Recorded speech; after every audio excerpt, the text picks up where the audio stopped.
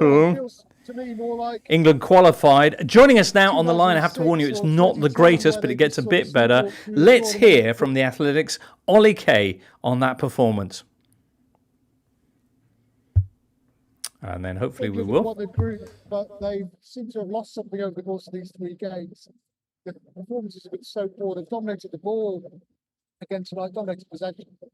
The performance is just so flat. There seems to be no real pattern to what they're doing. It's Southgate sort of trying one thing for 45 minutes and giving up on it. Conor Gallagher tonight. It just doesn't seem to be working. Everything seems to be flat, yet England have ended up on what looks like the weakest side of the draw. So things could get better, but I don't know. It feels to me more like 2006 or 2010, where they just sort of sleepwalked through the tournament before coming to a sticky end, rather than the sort of uplifting experience in the 2018 or Euro 2020. Ollie, we've been through, as you say, lots of bad group stages before, and they have sometimes turned around in spectacular fashion. Are there any positives that you would take from the performance tonight against Slovenia? I remember the first tournament I watched, the 1982 World Cup. Italy stank the place out in the group stage and came good in the second group stage as it was, and ended up being brilliant and memorable winners. But I feel like I've seen this tournament before from England, where they start slowly and they just don't pick up momentum. I think there's an opportunity with the way that the draw looks. I don't feel like anybody in the squad is really playing well. So all you could say is they're through and there's an awful lot of room for improvement. Awful lot of room for improvement, says Ollie Kay, who also mentions England sleepwalking. Says that they've lost something. Actually, before that bit, the other bit, and the audio wasn't great, he mentioned that Slovenia were, of course, celebrating the fact that they are through to the knockout stage for the first time in their history. But down the other end of the stadium, Gareth Southgate and the players had gone to salute the England fans and been greeted with boos, catcalls, and the odd plastic cup as well. Well, Jay, what do you make of it? I mean, I think that feels a little bit extreme. Some of the performances that other teams at this competition have put in the last few nights. Netherlands is a good example. Italy, equalising in the last minute to go through, kind of puts England's struggles, I think, into a little bit more context and perspective. But I'm sorry, you finish your bit and then I'll say the but. But it still really wasn't great. Loads of people were making this clamour about Southgate needed to change the lineup, and it felt like he obviously did with Gallagher, but it was probably the safest call he could have made. And then he kind of scrapped that experiment after 45 minutes and brought on Kobbie Mainoo. So he made a change and then kind of rode back on it very quickly as well. Loads of people, myself included, really wanted to see Anthony Gordon, and he came on in the 88th minute. And even though he didn't have much time to make an impact on the game, he still helped to create pretty much England's best chance with that shot from Palmer. So it's just very lethargic. 3 games in a row where England have just really struggled. Right. And, we've been moaning for the last week or so about England starting well and then fading. Well, we didn't even get the first part this time. Oy, oy, oy. 2 wins in 8 matches now for England. In a group against Serbia, Denmark and Slovenia, they've recorded 2 goals in 3 matches and had 1 win. One of the most talent-studded squads in all of the Euro tournament. Continues to play like I'd picked them all for fantasy football, and triple captained Bellingham. Tom. Yeah, I mean, England were very poor again. 4 shots on target, despite dominating possession for pretty much the entire game. I think the most concerning thing from an England perspective is the lack of any sense of progress.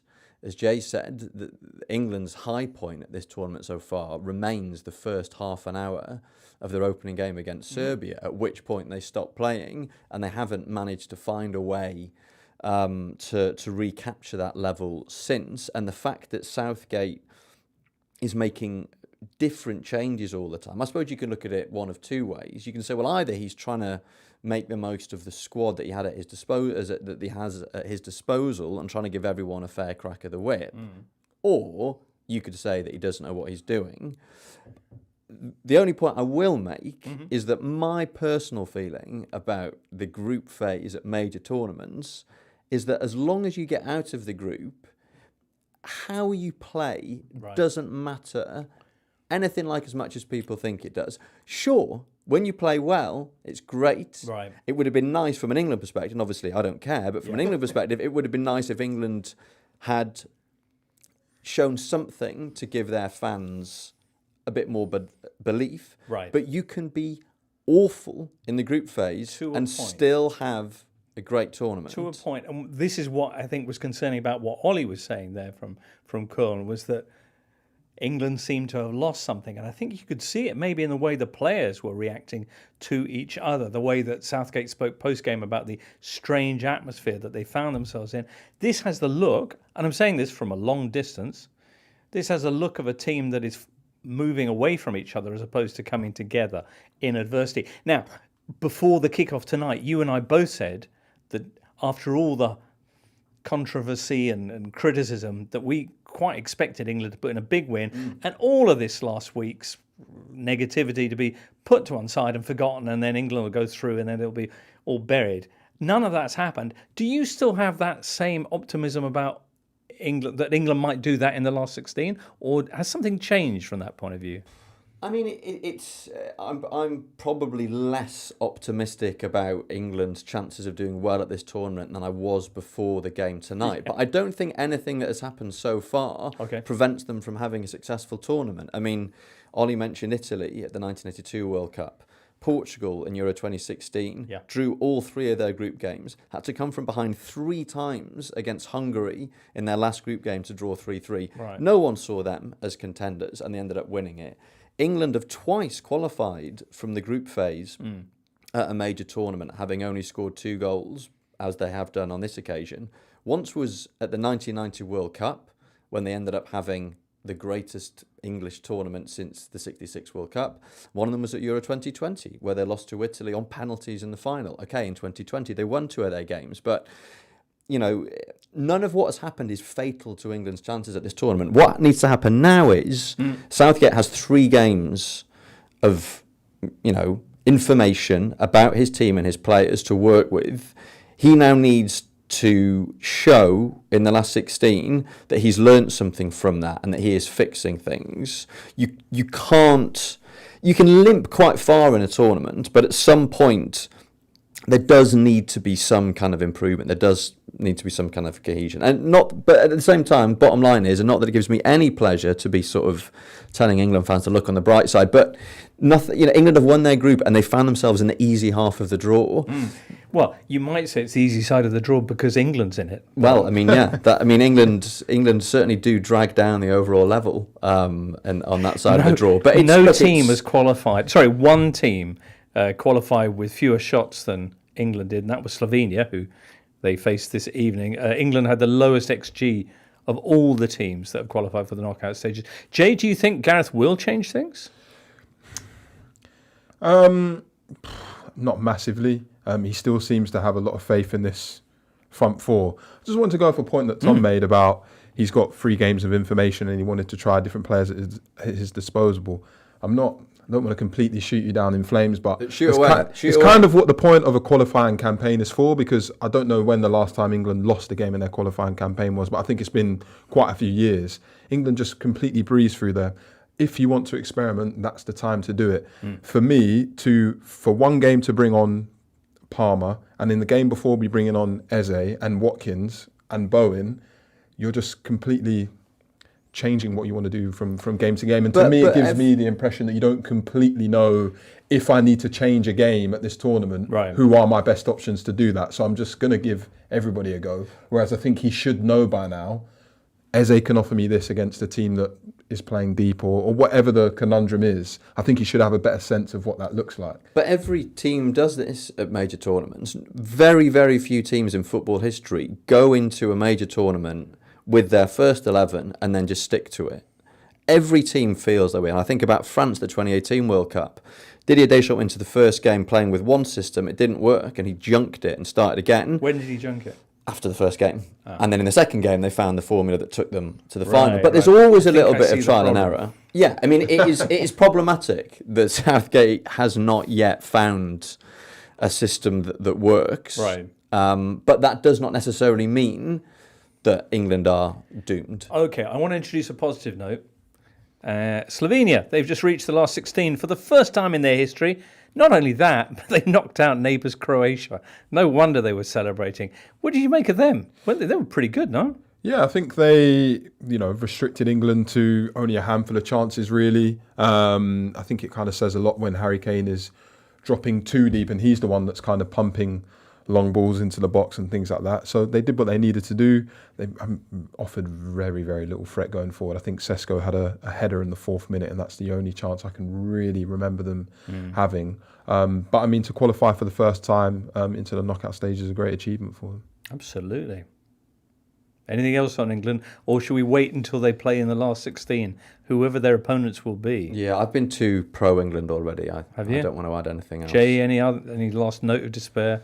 I think it would just be intriguing to see if he now... I know I said I wasn't too sure if Southgate would change anything, but actually Mainu did look pretty decent for about 15 or so minutes. And Gordon too, as you And were Gordon too. I think Gordon just wasn't on long enough for Southgate to kind of commit to a change like that. But Mainu for 10, 15 minutes was getting himself about on the pitch. I remember there was one good pass from Palmer, and then Mainu got into the box and cut it back into the box. But I think Kane was the only option in there.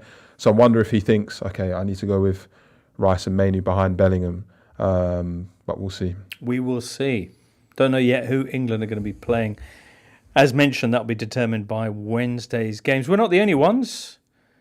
Sorry, I should say England not the only ones struggling on this Tuesday evening. Denmark against Serbia in Munich also finished 0-0. In fact, this, Group C, is the joint lowest scoring group in the history of the Euros. Woo!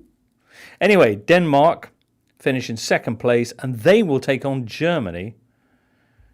And we'll wait to see who Slovenia get. All right, hey, let's get on to the games where something did happen, and that was Tuesday afternoon's Group D. You're absolutely right. We didn't do a match report on Denmark against Serbia, but there was nothing. There's no goals. I mean, I think that there was that one moment where Mitrovic. Serbia had a goal disallowed for a very tight offside. Oh yeah, they did. But that was And we literally it. thought Mitrovic might have been about to get a penalty. Yeah, but he didn't. Did not. But he didn't. Okay. Woo! Group D. Oh, no. Hey, it's the 25th of June, listener. Not anymore for you, but for us, we're still right in the thick of it and loving every second. On this day, 25th of June, brackets, 36 years ago. Jay, this will all be new to you, but Tom, you'll remember. Do you know what happened?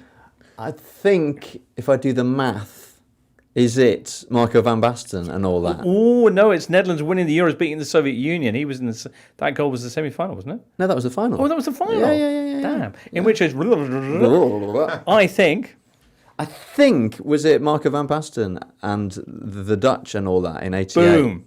Just for the record, I don't remember it, but obviously I do know what happened. Incredible. Greatest football shirt ever made.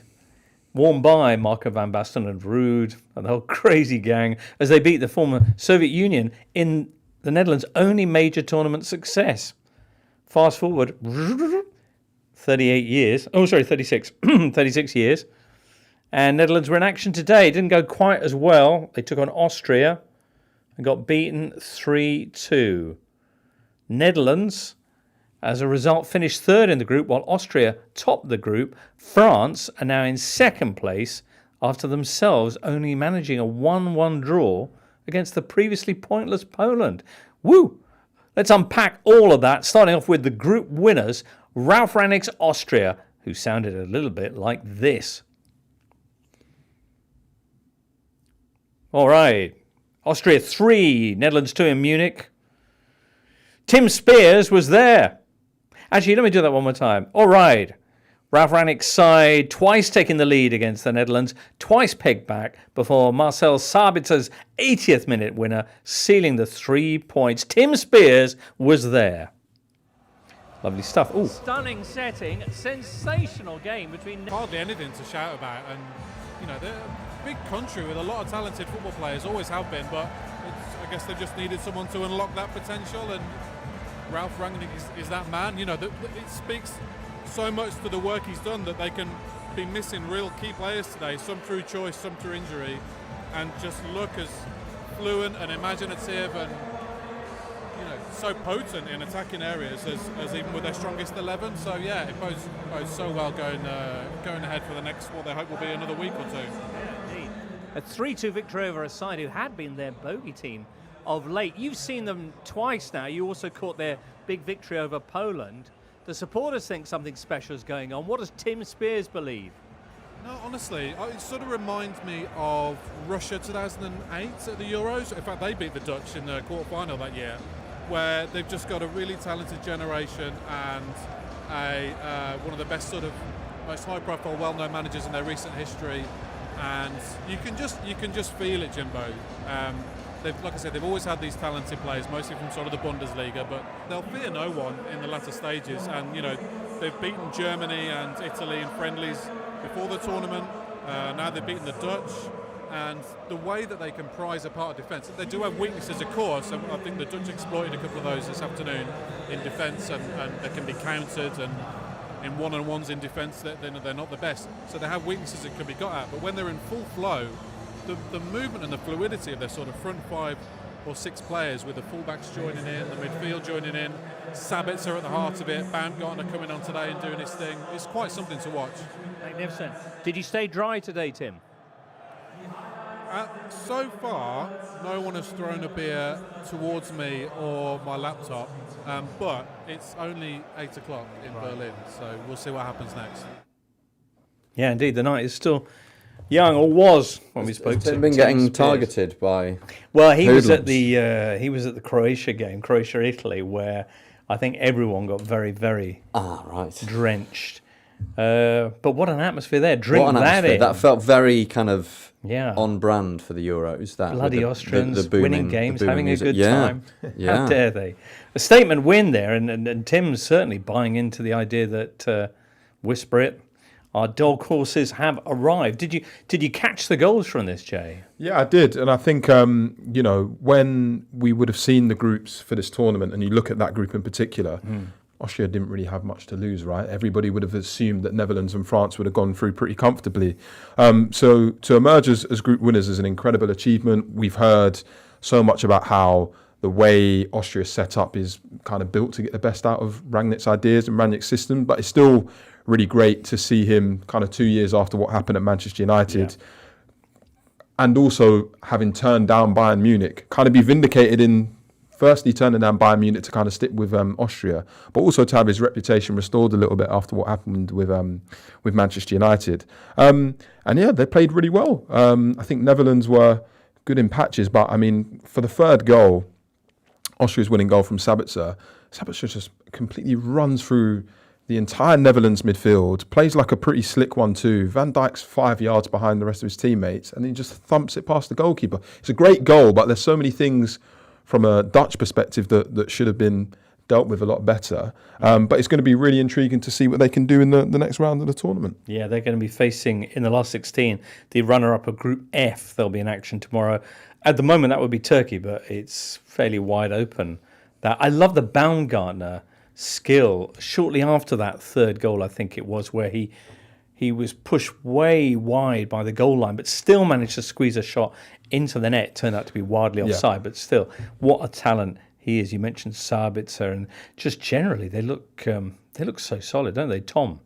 Yeah, and Baumgartner is living up to his reputation. I think we've had our fingers burnt by dark horses so many times in recent tournaments that it's nice to seeing it's nice seeing a dark horse kind of live up to expectation. And Baumgartner scored the vital second goal in the previous game against Poland, and then he's the man who supplies the pass for Marcel Sabitzer to run through and smash home the winner. So it's the players who we'd kind of earmarked at the beginning of the tournament who are standing up to be counted for Austria, and they're playing the kind of aggressive front foot, in-your-face football that we thought they would. And I think one of the amusing things about following the games this afternoon was that all the focus pre-game had been on whether it was going to be France or the Netherlands who were going to finish top of the group, and it ended up being Austria. And the European Championship is a tournament that does throw up surprises all the time, and Austria are another example of that. And quickly, we should give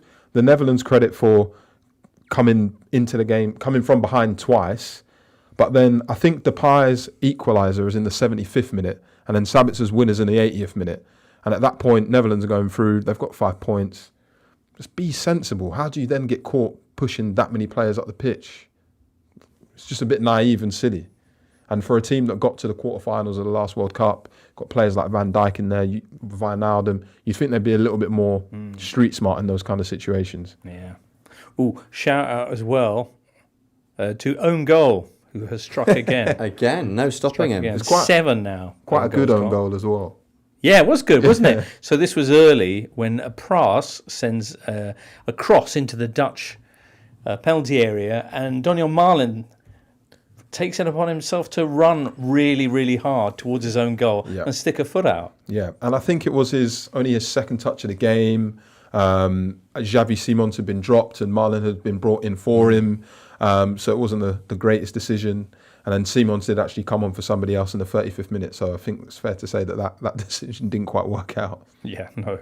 7th own goal of the tournament. I think we said that the highest ever recorded at the European Championships was the last edition, 2020/21, which featured 11. I think those were the numbers, but very on threat, big time. Yeah, okay.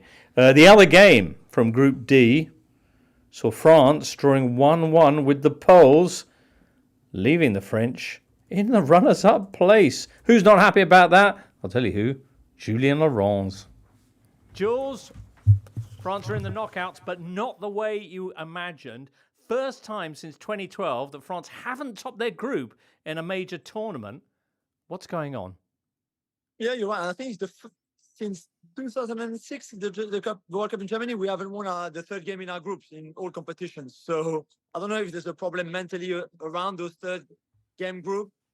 Today, they were just off it, I thought. And maybe the more disappointing, Jimbo, not so much again, all the chances missed. I mean, the expected goals today was 2.22, I think, over the 3 games that they played. The XG is almost 6, and they've scored 2 goals, 1 on goal, 1 penalty, still no goal in open play, which is terrible. But maybe the most disappointing and frustrating is that at least you're in the lead. You haven't played well. You were asleep in the first half. You lacked intensity. Deschamps made a mess of his lineup and the tactics and everything. But at least you're in the lead somehow. And yet you gave it away with a stupid penalty that Upamecano gave away in that second half. And then you were going to top your group, which would have been a good thing. And now you're basically the architect of your own downfall because you gave away 3 points today for a draw, and it's not good enough. 2 draws in a row now after the goalless one with the Netherlands the other day. You said ahead of that match that Deschamps' approach was tolerated by the French press and public as long as the results kept coming and the goals kept coming. Neither of them are coming at the moment. Yeah, you're right. And obviously, I think the question would be asked to him again, like, okay, efficiency is the problem now. And he said in the last few days, it might be a problem, but it's not a worry. Now it's a worry. I don't care how many chances you create because you can't keep saying, but it's not a worry because we keep creating chances. Because you can create 1 million. If you don't take any, it doesn't matter so much, really, if you create 0 or 1 million. And that's where they are right now. And I think the criticism is already a bit heavier than it was after the draw against the Dutch because it was the Dutch against us. Today, Poland, they're not a good team. They should have never drawn with France. They're one of the worst teams in this tournament. And yet, they managed to get a point. So, yeah, critics will be out there. The fact that they are on the wrong side of the draw now, obviously, with Germany, with Spain, with Portugal, potentially Belgium as well. It's not good. It's not a good thing. So we'll have to see. They have a few days now to try to sort things out between themselves. Because I think there's a problem with the mentality maybe of this group as well, because it didn't feel like they really wanted it today. I understand. Jules, many thanks for bringing us that. You head down to the press conference and see what's going on. I'm going now to see the players. All right, then. Thank you, Jimbo. Thank See you you, later. Jules. Merci bien, mon ami. Bye-bye. Julien Laurens, how about that? Tom, you watched this game as well. Kylian Mbappé started in his mask. New mask. Yeah, and he scored his first ever Euro goal. Yes, he did, from a penalty that Ousmane Dembele won early in the second half, and he could have had a few more. As Jules said, France did create quite a few chances, and a lot of them fell to Mbappé, who was obviously the player that they would want them to fall to, and a combination of less than stellar finishing and a really impressive goalkeeping performance by Łukasz Skorupski, who'd come in for the last game, meant that the only opportunity that Mbappé had that he took was the penalty. I think there is a concern in France about the quality of France's football, because on this occasion, contrary to what has happened in previous tournaments, it has cost them in that they have finished second in the group and now find themselves in the same half of the draw as Spain and Germany and Portugal. This lack of sort of more incisive, more effective football feels more problematic. And I was just reading a L'Equipe editorial after the game, and they were saying that there is a black cloud on France's horizon because the football is so underwhelming, and because they now find themselves in this more difficult half of the draw. And I think the problem once again is that Deschamps has still not found a way of taking this team to the next level. He's tried different personnel and he's tried different systems. But they reached the World Cup final. Which is World Cup final, in 2022. But again, not playing particularly flamboyant football. I mean, they were pretty disappointing, in the group phase in 2022, albeit they managed to win their matches. And on this occasion, they haven't managed to. And it just feels that no matter what he tries to do, he can't let go of the template that he found in 2018. So, he's brought back N'Golo Kanté, who is one of the main men in 2018. Paul Pogba's not around because of reasons, so he's got Aurélien Tchouaméni, who is probably the closest thing that French football has produced to a Paul Pogba in the last few years. Blaise Matuidi isn't around to charge up and down the left-hand side, but he's got Adrien Rabiot, who fulfills the same kind of function. And I looked at the team that finished the game this evening against Poland, and you had Olivier Giroud up front, and you had Mbappé on the flanks, and you had Antoine Griezmann, who came on having started on the bench unusually, and you just find yourself thinking he only knows one way to win a tournament, Deschamps, and he basically keeps going back to it. The fact that France created so many chances, the fact that Mbappé has now got 90 minutes under his belt after this knee injury, that will... Nose injury. What did I say? Knee injury, yeah. After his nose injury, will give France encouragement. But the underwhelming football, and in particular the fact that they now find themselves in the tough half of the draw, that will knock their confidence a bit. Okay. Can I mention Poland's equaliser, which was scored by Robert Lewandowski on his second attempt? It was also a penalty after a clumsy Upamecano challenge, and Lewandowski saw his first effort saved by Mike Maignan. But did you see this, Jay? I did, and I really don't like it because I think with penalties, goalkeepers are already at a real big disadvantage. Right. So Lewandowski did a double stutter, and a really pronounced one.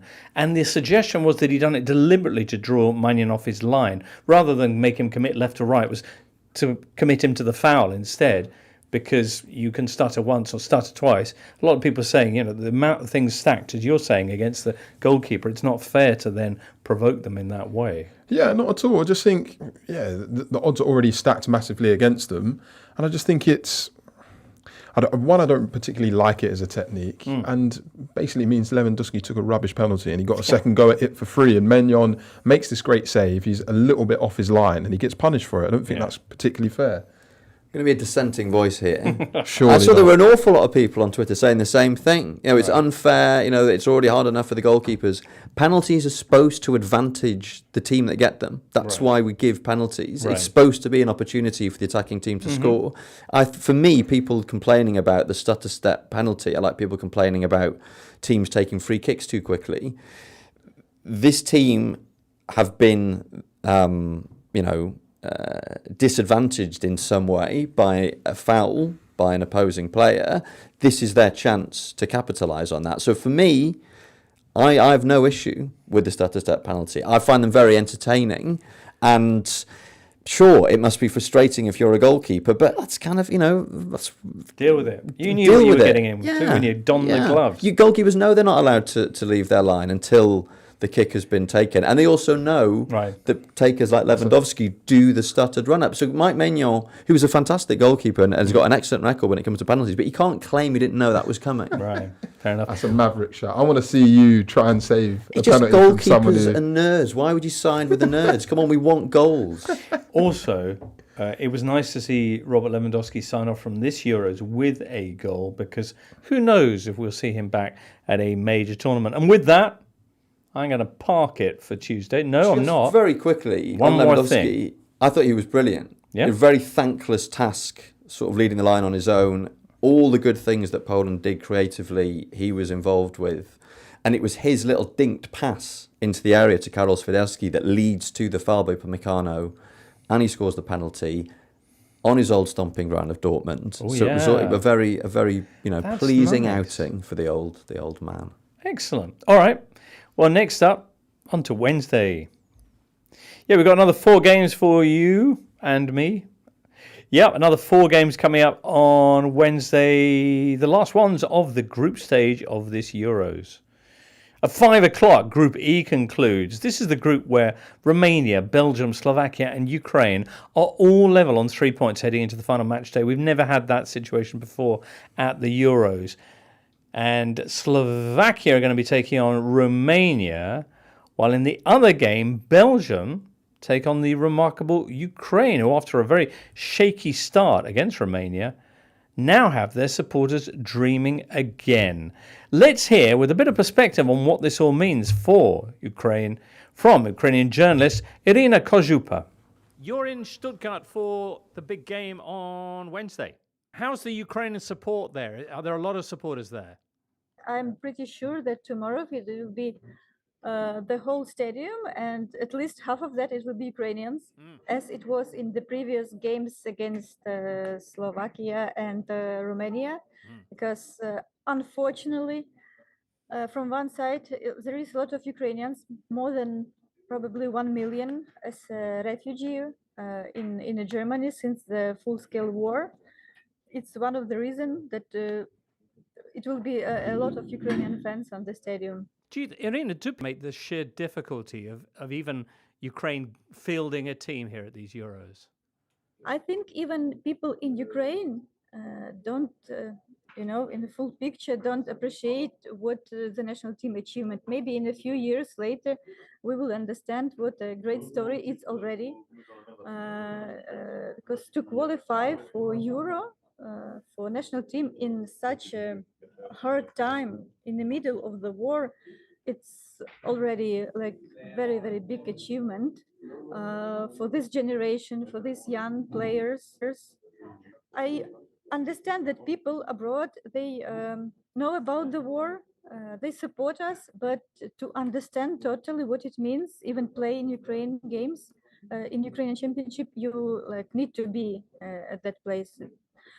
Because I spoke with many colleagues from foreign countries, from foreign media, so many of them even don't know that we had a championship in Ukraine, what the challenges we had inside Ukraine to play in football, to have regular championship.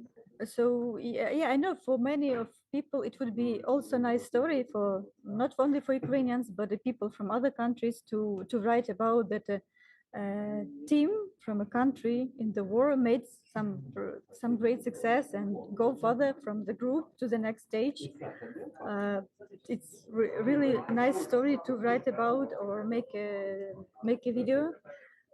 So we hope we will give that opportunity for all the Europe and for all the world, because we had a similar example like the previous Euro, and I already spoke with some of the players from the previous team about how it happened, about the emotion that even 2 days after the game, the last game in the group, they didn't know what will happen, if they need to go home or all will stay. And in the end, we playing against England in quarterfinal.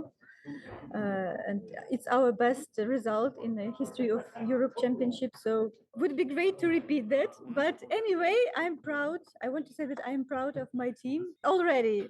It doesn't matter what result will be against Belgium. That one against England quarterfinals, your best result so far, I would say. Who Yes, knows so far, if so far.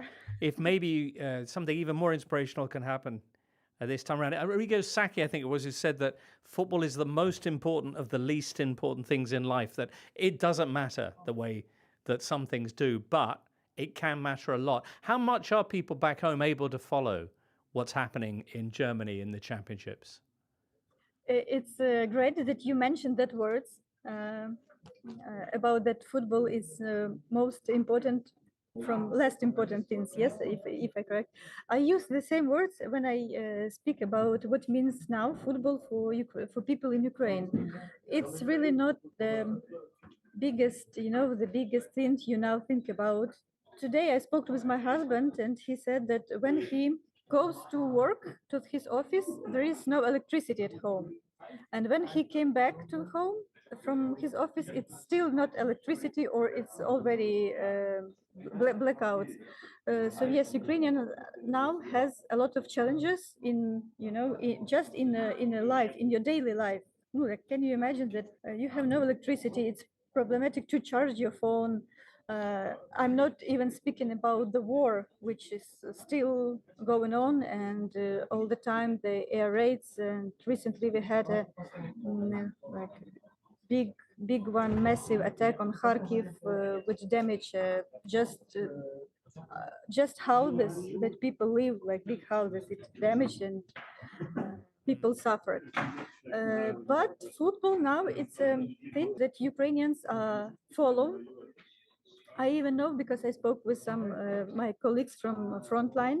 They are follow too, and they said, we will give all our support on this day of on the day when Ukraine will face Belgium, and they are ready to, we will give our all support, our energy, emotions to the national team, because for them it's also important and interesting to follow something else, not a war, but to be proud of your team, to follow how your team will play. And maybe today somebody asked me, do I believe in miracle? If miracle, it means if Ukraine will go to the next stage, it's like a miracle. I said, no, I don't believe in miracles, but I believe in my national team. Well, who knows what may happen then when you take on Belgium. Best of luck, and Irina, thank you so much for being with us today. Thank you very much for invitation, for covering Ukraine on Euro. We appreciate this very much, and hope to speak with you when we will have a good result and maybe next stage. So hope for another possibility to make an interview. Irina Kozupa.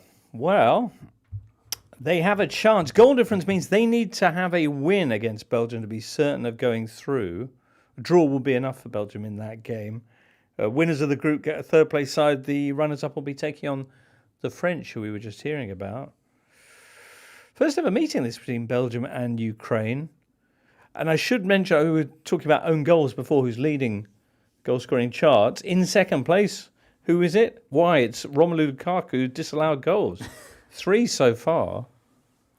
Will we get any other kind of Romelu Lukaku goals, do you think, tomorrow? Is that the big question? Well, I mean, if we sort of pursue the logic from what I was saying before about Mbappé and his missed chances, and again, to make the comparison with England, it's much easier to be optimistic when you're creating chances that you're not taking than when you're just not creating anything at all. So I would have thought, given how fine the margins have been for Lukaku so far, that at some point things will turn. But that group is so wide open, and in many ways, Group E is is kind of the anti-Group C, and that Group C was full of actually, no, what am I saying? Yeah, Group C is England's group, isn't it? Mm-hmm. Yeah. I momentarily got Group C and Group D muddled in my head. So, Group C, Group E is kind of the anti-Group C, in the sense it's been really good. All right. And we didn't have the highest expectations for it. And I think we thought Group C would be more interesting, notably because of England, and it has not been, notably because of England. Michael Cox was pointing out that all 4 teams could actually finish the group on 4 points if both games on Wednesday are a draw, meaning that the team in 4th place would go out with 4 points, while teams with fewer points go through to the last 16. That would be mad. The other game in the group, of course, while Ukraine take on Belgium, is Slovakia against Romania. I mean, what Michael said would be pretty cool and pretty unique if it happened. But I must say that I was really impressed with Belgium against Romania. Yeah. I think that's one of the best performances I've seen at the tournament so far. Obviously, it helped that they scored. I think it was after 72 seconds. But I think for the entire first half and for the majority of the game, De Bruyne, Luka Bacchio, Lukaku were causing Romania a lot of problems. So I think they've kind of found the kind of formula that they need to kind of go ahead and win the group. And I think that's what they'll probably do. So it's a shame because what Irina was saying about Ukraine was pretty lovely, about the faith she has and belief in her national team, but I'm just not too sure if they can do it. Okay. Well, maybe they'll go through as one of the other 2 potentially qualifiers from that group. We should see. The other group in action, wrapping things up for the group stage, is Group F. That's all kicking off at 8 o'clock in Gelsenkirchen. Georgia are facing the already qualified Portugal, while in Hamburg, the Czech Republic take on Turkey. Ooh.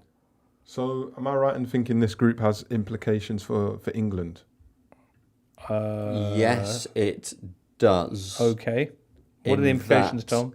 Let's see if I can remember this. Yeah. I think it's if Czech Republic win or Georgia win, then England face the Czech Republic or Georgia. Right. If they don't win, then England face the Netherlands. There we go. Okay.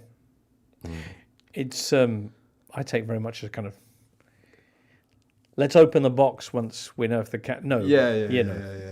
Anyway, fascinating stuff. Sorry, that sounds really bad, right? Sorry. No. Okay, that's all clear then. Oh, a shout out just while we're mentioning Group F for that Georgia-Portugal game, which presumably is going to feature the player you tipped on the eve of the tournament, George Mikatadze. Yeah, who's been brilliant, and not to sort of criticise his more illustrious and more high-profile teammate Kvisha Kvaratskhelia, but he has been quiet Shkelia, so far, and Mikatadze's been fantastic. I mean, he was the one who got the equaliser in the opening game against Turkey in that fantastic sort of knife-edge game in Dortmund that really brought the tournament to life, and then it was him again who opened the scoring with a penalty against the Czech Republic in the last game. And I think I read somewhere today that he could become the first player to score in all 3 group games at Euro since Gareth Bale in 2016. Really? Now that I've said it out loud, it sounds a bit made up.